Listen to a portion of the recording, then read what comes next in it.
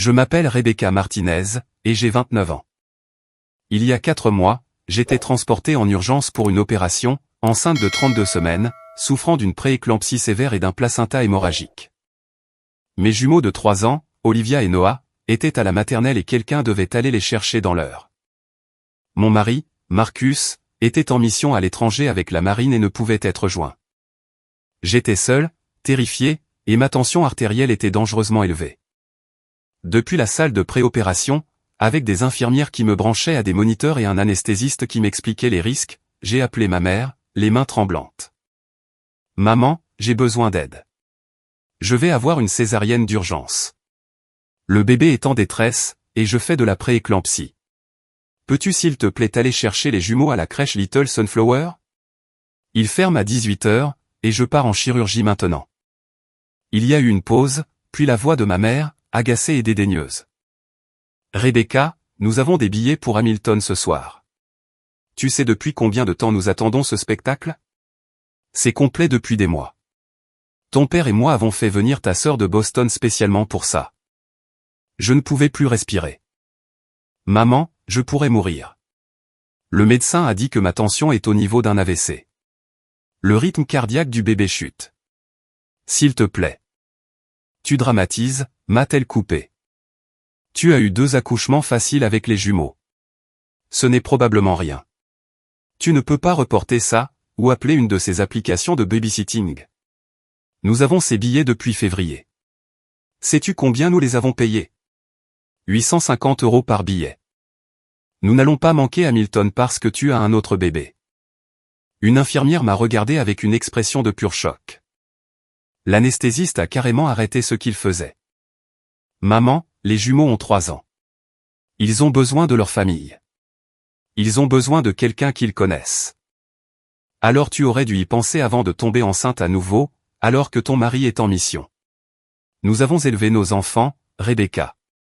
Nous avons le droit de profiter de notre retraite. Débrouille-toi toute seule.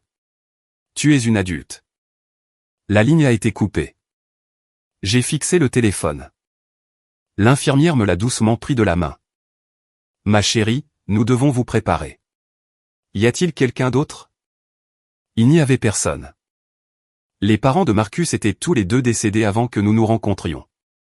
Ma sœur cadette, Amanda, était apparemment en ville pour le spectacle Hamilton, qu'elle valorisait clairement plus que sa nièce, son neveu, et son futur petit frère ou sa future petite sœur. Mon père n'avait jamais contredit ma mère de sa vie. Je n'avais personne. Je dois passer un appel, ai-je murmuré à travers mes larmes. Mes mains tremblaient si fort que l'infirmière a dû composer le numéro pour moi. J'ai contacté le service de Nounou Gardien Angèle, une agence haut de gamme que j'avais recherchée à la naissance des jumeaux. Malgré les contractions, malgré la peur, j'ai expliqué mon urgence. Ils avaient quelqu'un de disponible, une femme nommée Margaret, qui pouvait récupérer les jumeaux en 20 minutes et rester avec eux aussi longtemps que nécessaire. 55 € de l'heure, avec un engagement minimum de 48 heures. Je leur ai donné les informations de ma carte de crédit, pendant qu'une infirmière vérifiait mes signes vitaux et me disait que nous devions y aller, maintenant. Puis j'ai fait autre chose, quelque chose qui mûrissait en moi depuis 9 ans. J'ai ouvert mon application bancaire et j'ai annulé le virement automatique. 4 500 € chaque mois, depuis 9 ans et 3 mois. J'ai fait le calcul, même dans le brouillard de la peur et de la douleur, 486 000 €. Près d'un demi-million d'euros que j'envoyais secrètement à mes parents depuis mes 20 ans. Ils pensaient vivre confortablement avec la pension d'enseignant de mon père et leurs économies. Ils n'avaient aucune idée que leur prêt immobilier, leurs impôts fonciers, leur assurance habitation, leur mensualité de voiture, et même leur adhésion au country club, tout cela était financé par la fille qu'ils ne prenaient même pas la peine d'aider en cas d'urgence médicale. Avant de vous raconter ce qui s'est passé quand mon grand-père est entré dans cette chambre d'hôpital, je dois expliquer comment j'en suis arrivé là, car cela n'a pas commencé avec une césarienne d'urgence. En grandissant, j'ai toujours été la responsable, celle qui ne causait pas de problème. Amanda, de 4 ans ma cadette, était l'enfant chéri, artistique, spontané, à l'esprit libre. Elle a abandonné l'université 2 fois, a changé de spécialité 4 fois, et a finalement obtenu un diplôme en histoire de l'art qui n'a mené à absolument aucune perspective d'emploi. Mes parents la disaient créative et en train de se trouver. Moi, j'étais ennuyeuse, prévisible. J'ai eu d'excellentes notes, je suis allée à l'université d'État avec une bourse au mérite, je suis devenu expert comptable, j'ai épousé mon amour de lycée, et j'ai eu des jumeaux à 25 ans. La réaction de mes parents à la naissance de mes jumeaux, c'est beaucoup de responsabilité pour quelqu'un de si jeune. Es-tu sûr de pouvoir gérer? Quand Amanda a décidé de déménager à Boston pour explorer la scène artistique à 24 ans, sans emploi et sans plan, mes parents lui ont donné 30 000 € pour commencer. Quand j'ai demandé de l'aide pour un acompte sur une maison pour ma famille grandissante, ma mère a dit « Tu gagnes bien ta vie. Tu devrais pouvoir économiser. » Je gagnais 68 000 € par an en tant qu'expert comptable. Marcus gagnait 52 000 € en tant que spécialiste de la logistique dans la marine avant sa mission. Nous étions à l'aise, mais pas riches. Certainement pas assez riches pour soutenir secrètement le style de vie de mes parents, tout en élevant des jumeaux et en épargnant pour notre propre avenir. Mais à 20 ans, alors que je commençais mon premier vrai travail après l'université, j'ai rendu visite à mes parents et j'ai vu un avis de saisie sur la table de la cuisine. La pension de mon père ne suffisait pas. Ils avaient refinancé leur maison 3 fois et se noyaient sous les dettes. La maison où ils avaient vécu pendant 28 ans allait leur être enlevée dans 60 jours. Je ne pouvais pas laisser cela arriver. Malgré le favoritisme, malgré la façon dont ils dénigraient mes réussites tout en célébrant l'esprit créatif d'Amanda, ils restaient mes parents. Alors, je suis allé à leur banque, j'ai mis en place un plan de paiement, et j'ai commencé à payer leur mensualité de prêt immobilier. Puis, j'ai vu que leur prêt auto était en défaut, alors je l'ai pris en charge aussi. Puis les impôts fonciers, puis l'assurance, puis leur cotisation au country club, parce que ma mère disait que ça la tuerait de perdre son statut social. Pendant 9 ans, j'ai vécu modestement. Nous étions en location au lieu d'acheter. Je conduisais une Toyota de 7 ans. J'achetais les vêtements des jumeaux dans des dépôts-ventes. Je découpais des coupons et planifiais les repas de manière obsessionnelle, pendant que mes parents gardaient leur maison de 3 chambres dans le beau quartier, conduisaient des voitures plus récentes, faisaient des croisières annuelles, et conservaient leur adhésion au country club. Ils ne se sont jamais demandé d'où venait l'argent. Ils ont juste supposé que les choses s'étaient magiquement améliorées. Ils ne m'ont jamais remercié, parce qu'ils n'ont jamais su. Quand je suis tombée enceinte des jumeaux, la réponse de ma mère a été « Des jumeaux ? Ça va être épuisant.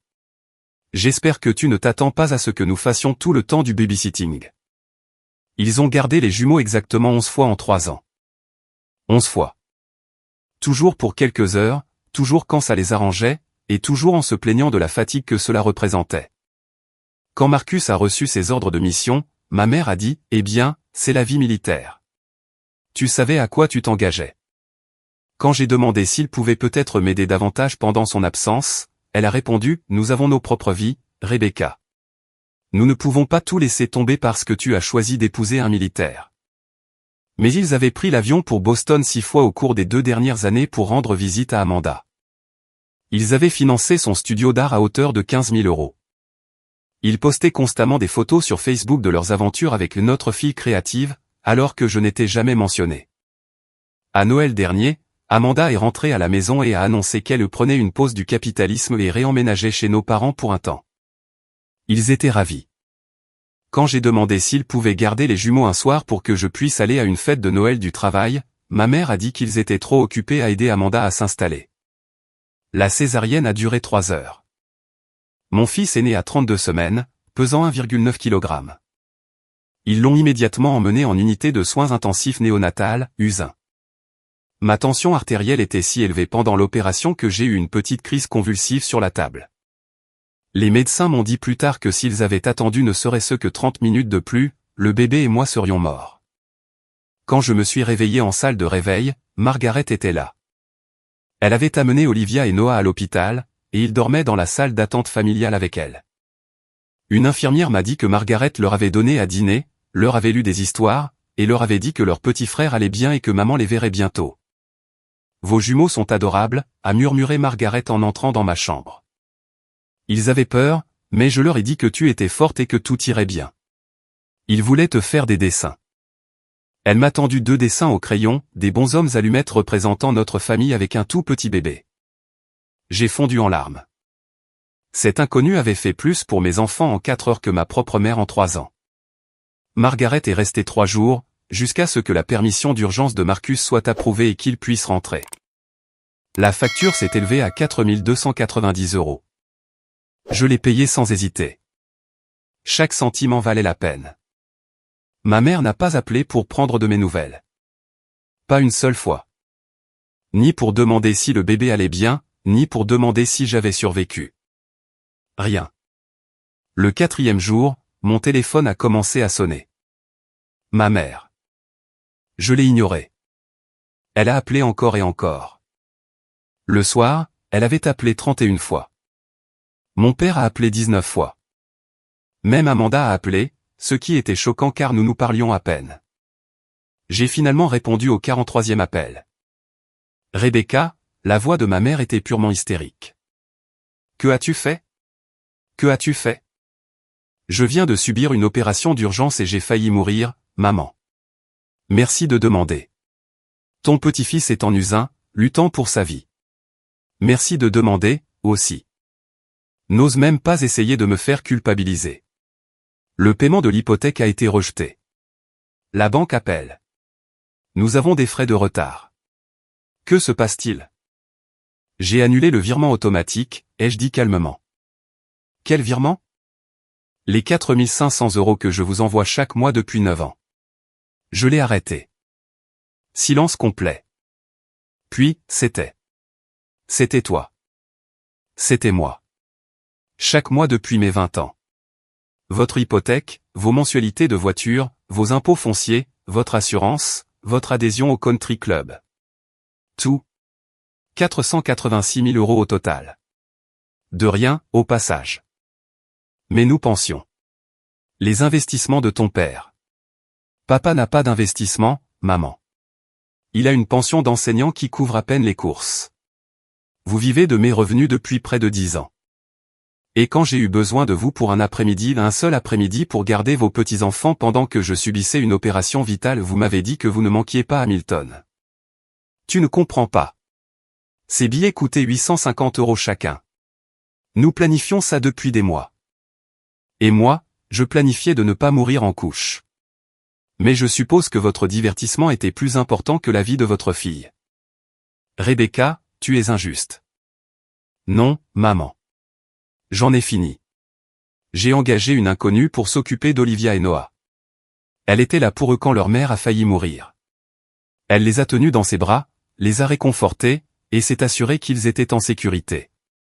Vous étiez à un spectacle de Broadway. Chaque paiement automatique est annulé. Vous êtes seul. Nous allons tout perdre. La maison, les voitures, l'adhésion au club. Débrouillez-vous, maman. Vous êtes des adultes. J'ai raccroché. Les appels se sont intensifiés, 67 fois le lendemain, 73 fois le surlendemain. J'ai bloqué leur numéro.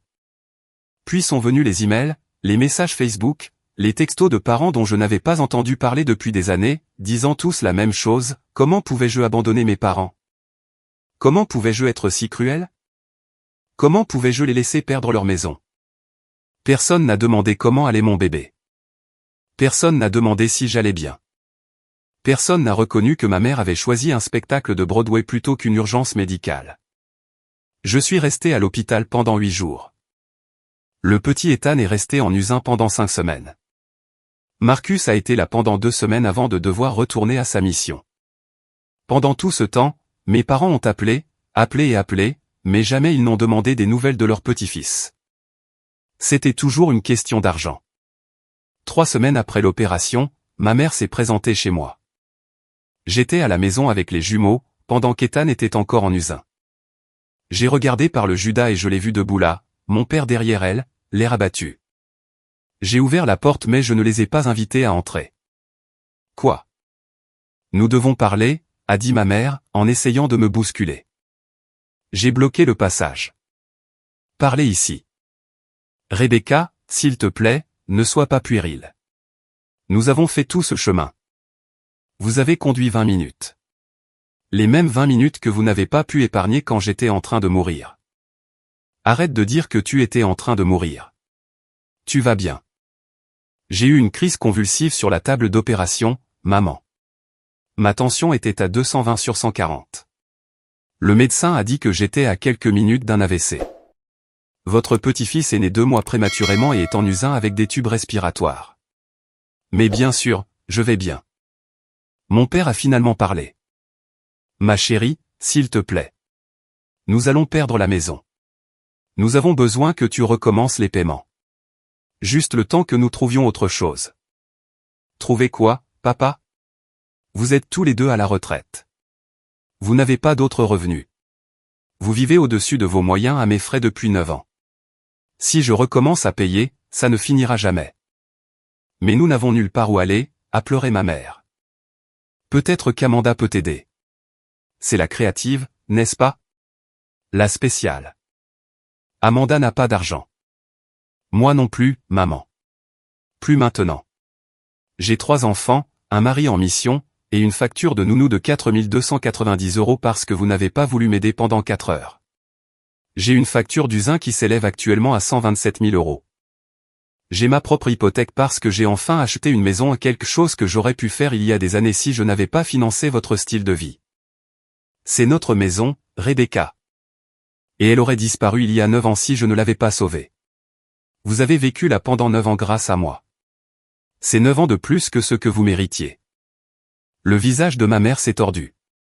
Tu as toujours été égoïste, rigide. C'est exactement pour ça que nous n'avons jamais été proches. Quelque chose en moi s'est ouvert. Nous n'avons jamais été proches parce que vous n'avez jamais voulu être proche de moi. Je ne suis pas artistique comme Amanda. Je ne suis pas drôle ou spontané. Je suis juste fiable, l'ennuyeuse Rebecca qui paie les factures et ne se plaint pas. Eh bien, c'est fini. J'en ai fini de payer pour une relation qui a toujours été à sens unique. Si tu ne nous aides pas, nous serons sans abri. Alors je suppose que vous vous débrouillerez. Vous êtes des adultes. J'ai fermé la porte.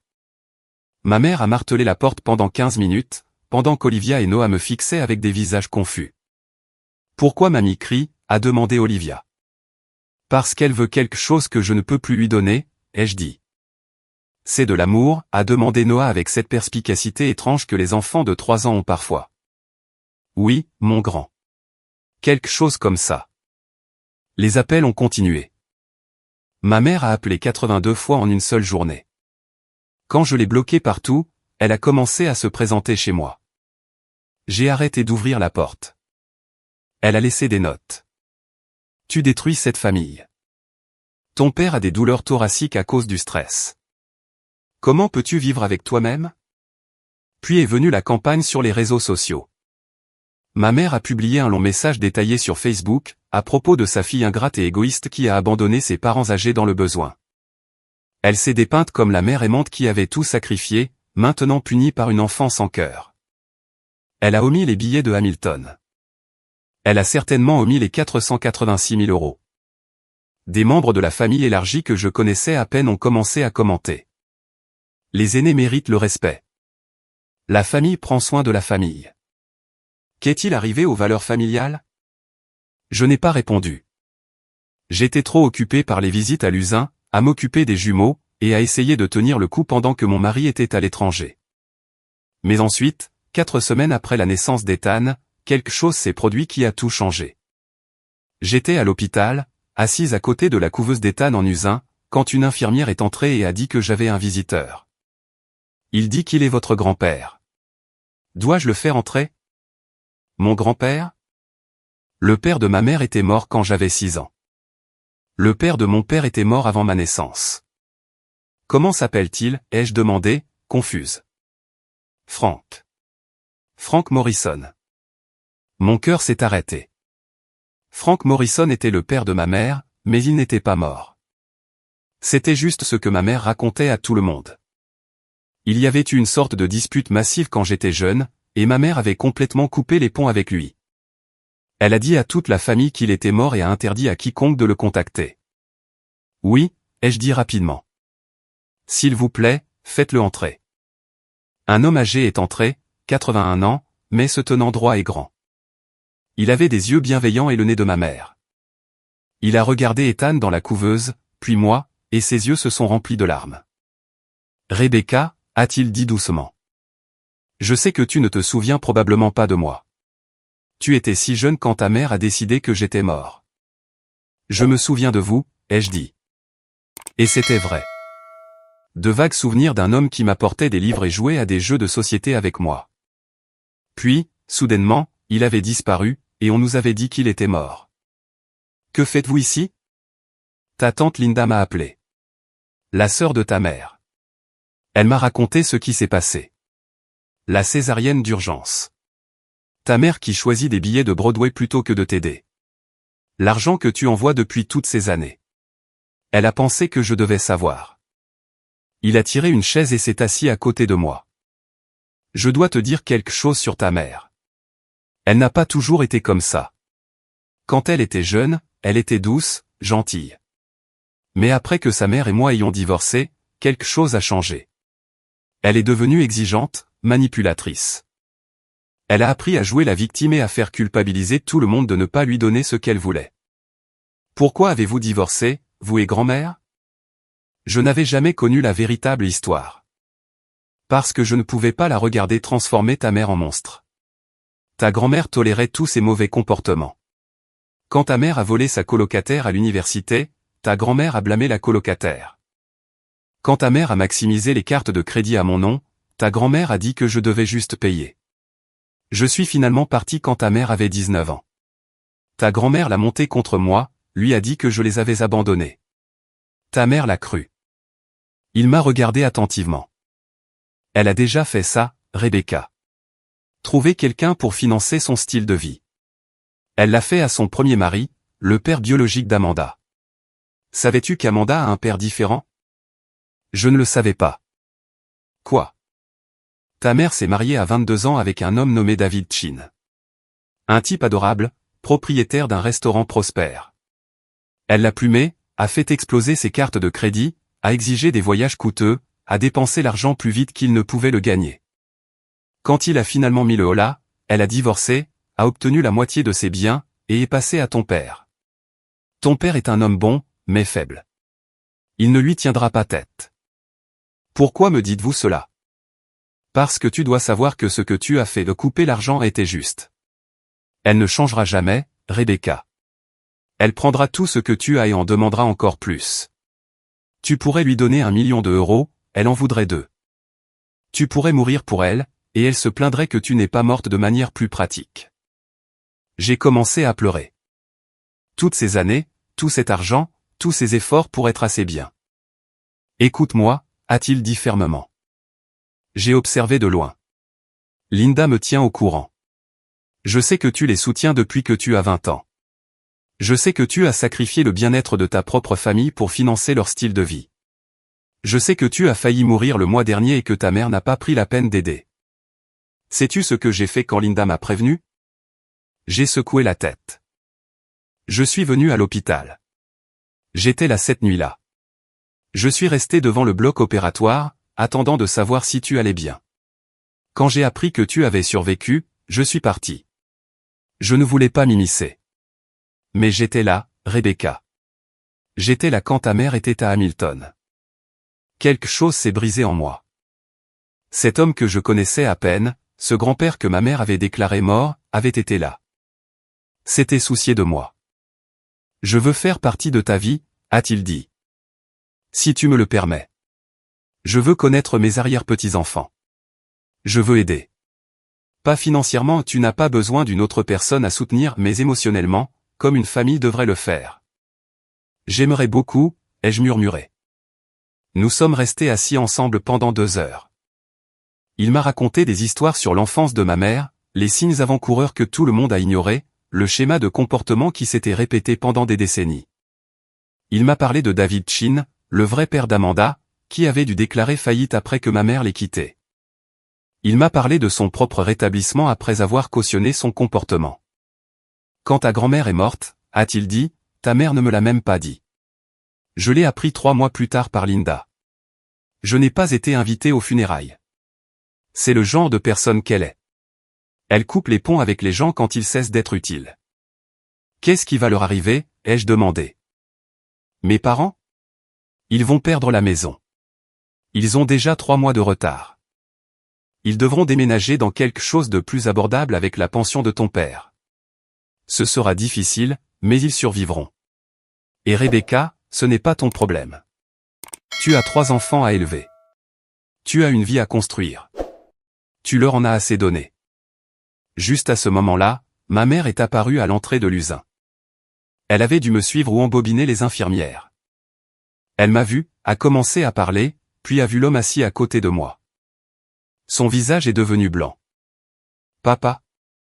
Bonjour, Christine, a dit calmement Papy Frank. Tu n'es pas censé être ici. Rebecca, qu'est-ce qu'il fait là? Il est venu rencontrer son arrière-petit-fils, ai-je dit. Celui dont tu n'as pas demandé de nouvelles une seule fois. Tu ne comprends pas. Il est toxique. Il était là la nuit où j'ai failli mourir, ai-je interrompu. Il était dans cet hôpital, attendant de savoir si j'allais bien. Où étais-tu? J'étais. Nous avions des billets pour Hamilton. Je sais, tu l'as mentionné. Les yeux de ma mère allaient de l'un à l'autre, paniqués. Elle perdait le contrôle du récit. Rebecca, si tu ne rétablis pas les paiements d'ici vendredi, nous perdons la maison. La santé de ton père. La santé de ton père va bien, a dit froidement Papy Frank.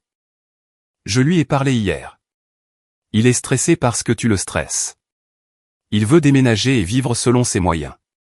C'est toi qui refuses. Reste en dehors de ça, a hurlé ma mère. C'est entre moi et ma fille.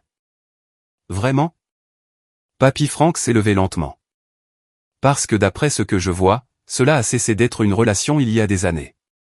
C'est juste toi qui prends, et elle qui donne, jusqu'à ce qu'elle soit finalement à bout. Ma mère s'est tournée vers moi, le désespoir dans les yeux. Rebecca, s'il te plaît. Je suis ta mère. Je t'ai mise au monde. Je t'ai élevée. Tu me dois. Je te dois 486 000 €, ai-je demandé doucement. Parce que c'est ce que je t'ai déjà donné. Je pense que nous sommes quittes. C'est différent. C'était votre hypothèque, votre voiture, votre style de vie, votre country club, vos croisières. Pendant 9 ans, j'ai tout payé pendant que tu traitais Amanda comme une princesse et moi comme une déception. Pendant 9 ans, je me suis privé pour que vous puissiez tout avoir. Et quand j'ai eu besoin de vous, quand j'ai vraiment eu besoin de vous, vous avez choisi un spectacle de Broadway. Une infirmière de l'usin est apparue. Madame, vous dérangez les autres bébés. Je vais devoir vous demander de partir. Je ne pars pas sans. La sécurité est déjà en route, a dit fermement l'infirmière. Partez maintenant, ou vous serez banni en permanence de cet hôpital. Ma mère m'a regardé une dernière fois. Tu le regretteras. Quand tu seras vieille et que tu auras besoin d'aide, ne viens pas pleurer chez moi. Je ne le ferai pas, ai-je dit. J'ai une famille maintenant. Une vraie famille. Elle est partie. Je ne l'ai plus jamais revue. Papy Frank est devenu une présence constante dans nos vies. Il était là quand Ethan est rentré de l'usin. Il était là chaque dimanche pour le dîner de famille. Il a appris aux jumeaux à jouer aux échecs et leur a lu des livres. Il a envoyé des colis à Marcus à l'étranger. Il était tout ce qu'un grand-père devrait être. 2 mois après l'opération, mes parents ont perdu la maison. Ils ont emménagé dans un appartement de 2 chambres à 40 minutes de là. Tante Linda m'a dit qu'il s'adaptait, mais que ma mère rendait tout le monde misérable avec des plaintes constantes. Amanda, de manière surprenante, a pris contact. Maman n'arrête pas de m'appeler pour me demander de l'argent. Je n'en ai pas à lui donner. Elle est furieuse. Je crois que je suis officiellement la déception maintenant. Bienvenue au club, ai-je dit. Je suis désolé, a dit Amanda doucement. Pour tout. De ne pas avoir été là, de les avoir laissés me favoriser, de ne pas t'avoir défendu. Es-tu assez désolé pour les aider financièrement, ai-je demandé. Mon Dieu, non, a-t-elle dit. J'ai à peine de quoi subvenir à mes besoins. Alors, nous sommes d'accord sur quelque chose. Nous avons commencé à parler davantage, construisant lentement une relation qui n'était pas médiatisée par nos parents. Ce n'était pas grand-chose, mais c'était quelque chose. 4 mois après l'opération, j'étais complètement guéri. Ethan se portait à merveille, ayant presque rattrapé son retard de développement malgré sa naissance précoce. Les jumeaux commençaient la maternelle. Marcus était à la maison en permission pour 3 semaines avant sa prochaine mission. Nous dînions un dimanche chez Papy Frank quand mon téléphone a sonné. Numéro inconnu. J'ai failli ne pas répondre, mais quelque chose m'a poussé à décrocher. Rebecca Martinez, une voix masculine professionnelle. Oui. Ici James Walsh, avocat. J'appelle concernant Christine Morrison, votre mère. Elle vous a désigné comme plus proche parente sur certains documents financiers. Je dois vous informer que les procédures de saisie sur sa propriété sont terminées, et qu'elle fait face à des actions en justice supplémentaires concernant des dettes de carte de crédit. Elle a donné vos coordonnées à plusieurs créanciers. Je voulais vous passer un appel de courtoisie avant qu'il ne commence à vous contacter. Merci de m'en informer, ai-je dit calmement. Pour mémoire, je n'ai aucune obligation légale ou financière envers les dettes de ma mère. Tout créancier qui me contactera sera prié de cesser et de s'abstenir. C'est tout à fait exact, a-t-il dit. J'avais le sentiment que vous le sauriez. Bonne chance, Madame Martinez. Papy Frank me regardait quand j'ai raccroché. Les créanciers de ta mère? Oui. Bien à toi de connaître tes droits. Je suis expert comptable, lui ai-je rappelé. Je sais exactement où se terminent mes obligations. Marcus m'a serré la main. Je suis fier de toi, a-t-il murmuré. Aujourd'hui, 6 mois après cette césarienne d'urgence, je suis assise dans mon jardin à regarder mes 3 enfants jouer. Olivia et Noah poussent Ethan dans une balançoire pour bébé, en lui chantant des chansons. Papy Frank leur apprend une chanson de son enfance. J'ai 4 500 € de plus dans mon budget chaque mois. J'ai commencé des fonds universitaires pour les 3 enfants. J'ai remboursé nos cartes de crédit. Je prévois de retourner à l'école pour mon MBA. Marcus et moi pouvons enfin économiser pour notre avenir, au lieu de financer le présent de mes parents. Ma mère n'a pas appelé depuis 3 mois. La dernière fois que j'ai eu des nouvelles de tante Linda, mes parents se débrouillent dans leur appartement, mais ma mère est invivable. Mon père a essayé de prendre contact une fois par l'intermédiaire de Papy Frank, mais quand il a appris qu'il devrait reconnaître ce qui s'est passé et s'excuser, il a choisi le silence à la place. Cela m'a dit tout ce que j'avais besoin de savoir. Mais voici la vérité que j'ai apprise, couper les ponts avec une famille toxique n'est pas cruel. C'est de la survie. C'est choisir ses enfants plutôt que des gens qui ont prouvé qu'ils ne vous valorisent pas. C'est refuser de payer, littéralement et métaphoriquement, pour un amour qui aurait dû être donné gratuitement. J'ai dépensé 486 000 € en essayant de gagner l'approbation de ma mère. J'aurais pu acheter une maison cash avec cet argent. J'aurais pu assurer toute l'éducation de mes enfants. J'aurais pu construire un patrimoine générationnel. Au lieu de ça, j'ai acheté une leçon douloureuse mais nécessaire, certaines personnes prendront tout et en demanderont encore plus. La seule façon de gagner est d'arrêter de jouer. Vous vous souvenez de ce moment que j'ai mentionné, quand Papy Frank est entré dans la chambre d'hôpital et que ma mère s'est figée. C'est arrivé le 6e jour de mon hospitalisation. Ma mère avait réussi à déjouer la sécurité à nouveau et se tenait au-dessus de mon lit, énumérant toutes les raisons pour lesquelles je détruisais la famille. Papy Frank est entré, portant des fleurs. Il a vu ma mère, et son visage s'est durci en quelque chose que je n'avais jamais vu auparavant. « Christine » a-t-il dit doucement. Ma mère s'est retournée, choquée. « Qu'est-ce que tu fais ici ? » Je rends visite à ma petite-fille et à mon arrière-petit-fils. « Et toi, que fais-tu ici ? » Oh, attends. Laisse-moi deviner. Tu demandes de l'argent à une femme qui a failli mourir parce que tu n'as pas voulu prendre 4 heures pour garder tes petits-enfants. Ce n'est pas tu ne comprends pas. Je comprends parfaitement. Je comprends que tu saignes Rebecca à blanc depuis 9 ans. Je comprends que tu as choisi un spectacle de Broadway plutôt que sa vie. Je comprends que tu n'as jamais demandé une seule fois des nouvelles du bébé qui se bat pour sa vie en Usain. Je comprends que tu es exactement la personne que je savais que tu deviendrais. Les mains de ma mère tremblaient. Tu m'as abandonné.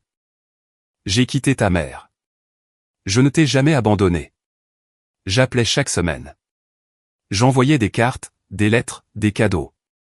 Elle les a tous renvoyés. Tu as choisi les mensonges de ta mère plutôt que la vérité parce que c'était plus facile. Parce que cela signifiait que tu pouvais jouer la victime. Ce n'est pas vrai. C'est vrai, et au fond de toi, tu le sais. Il s'est tourné vers moi. Rebecca, savais-tu que ta mère a dit à tout le monde que j'étais mort? Oui, ai-je dit doucement. Savais-tu que j'ai mis de l'argent de côté pour toi depuis ta naissance? 500 € par mois pendant 29 ans. J'ai un compte avec 174 000 € dedans que j'attendais de te donner au bon moment. Je pense que ce moment est venu. Le visage de ma mère est devenu rouge. Tu lui as donné de l'argent, à elle, mais pas à moi. Je ne lui ai rien donné pendant qu'elle finançait ton style de vie. C'est de l'argent que j'ai économisé parce que je savais qu'un jour elle en aurait besoin.